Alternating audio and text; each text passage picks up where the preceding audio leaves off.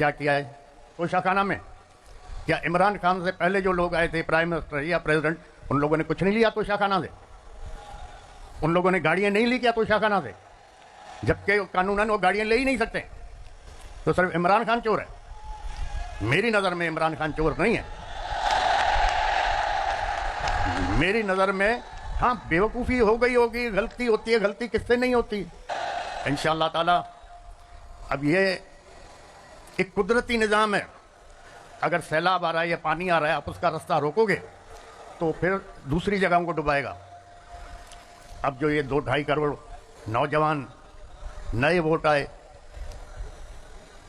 वो एक सैलाब था ना। अब जब उस सैलाब को रोका गया तो उसके नतीजे में क्या हुआ? पाकिस्तान की तारीख में पहली दफ़ा आज़ाद उम्मीदवार मेजॉरिटी में जीत गए। दोस्तों ने कहा कि जलसा करें, मैंने मना कर दिया। कॉर्नर मीटिंग करें, मैंने कहा कोई ज़रूरत नहीं है। जो खुद जाए काम करे, मुफ्त में नहीं होता। 8-10 करोड़ रुपया जलसे पे खर्च होता है। क्यों मैंने मना किया? और घर से मैं बाहर क्यों नहीं निकला? 2.5-3 महीने पहले ही इलेक्शन का रिजल्ट बिक चुका था और पेमेंट भी हो गई थी, पेमेंट भी कर दी गई थी। जब मैं हमेशा कहता था, और मेरे कुछ दोस्त कहते थे आप बार बार क्यों, मैं हमेशा कहता था कि फेडरेशन की अलामत हमारी फौज है, रखवाली है फेडरेशन की।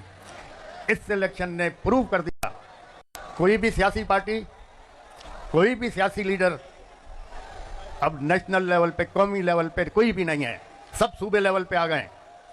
इस इलेक्शन ने प्रूव कर दिया। अब जहां तक सवाल है कि हमने दिलचस्पी नहीं दिखाई, वो मैंने बता दिया कि 2.5-3 महीने पहले ही हमें पता था कि पेमेंट हो गई है, जहां जहां जानी थी पेमेंट चली गई है।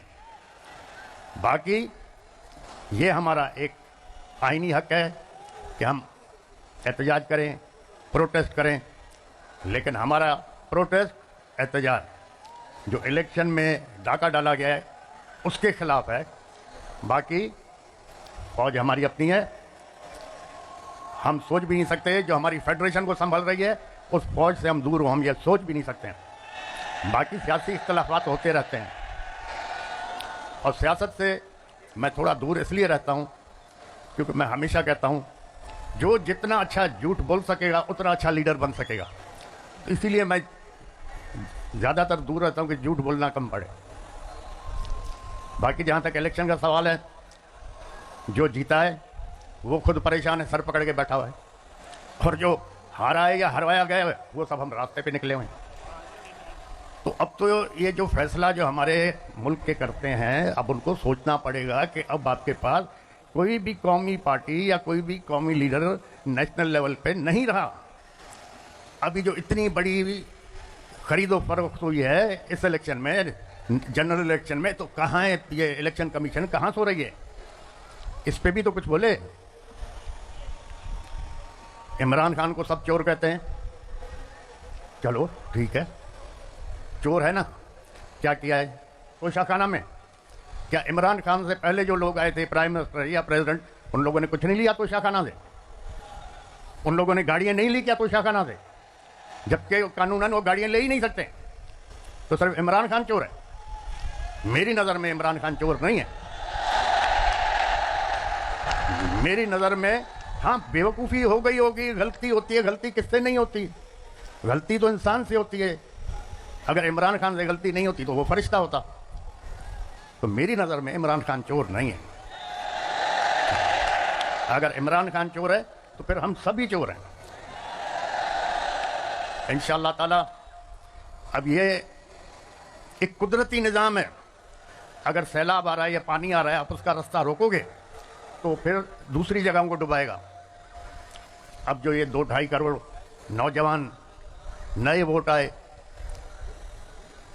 वो एक सैलाब था ना। अब जब उस सैलाब को रोका गया तो उसके नतीजे में क्या हुआ? पाकिस्तान की तारीख में पहली दफ़ा आज़ाद उम्मीदवार मेजॉरिटी में जीत गए। सबको डुबा दिया उन्होंने। ये तो पीटीआई के नौजवानों ने, बच्चों ने, लड़कियों ने, औरतों ने एक कमाल करके दिखा दिया। न उसके पास सिंबल, न किसी को निशान का पता पड़ रहा था, और न फिर कोई सोच रहा था कि आज़ाद उम्मीदवारों को वोट मिलेंगे, लेकिन मिल गए। अगर किसी इस मुल्क में अगर आप इंसाफ नहीं दोगे, इज्जत नहीं दोगे, तो लोग फिर इंसाफ के लिए अलग रास्ता निकालेंगे।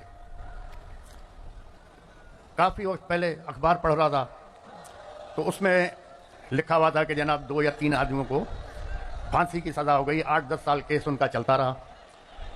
8-10 साल के बाद सुप्रीम कोर्ट ने फैसला किया कि ये बेगुनाह है, इनको आज़ाद किया जाए। तो जेलर ने कहा जी आज़ाद कहाँ से करें, 6 महीने पहले फांसी हो चुकी है। अब हमारे पास इंसाफ तो ऐसे चलते हैं। अब सुप्रीम कोर्ट कह रहा है इसको आज़ाद करो, जेलर कहता हमने फांसी दे दी क्योंकि उसको फांसी की सज़ा हुई थी। अपील 10 साल के बाद कोर्ट ने सुनी। तो जहाँ ना इंसाफ होगा, न इज्जत होगी, तो फिर लॉ एंड ऑर्डर तो ज़रूर ख़राब होगा।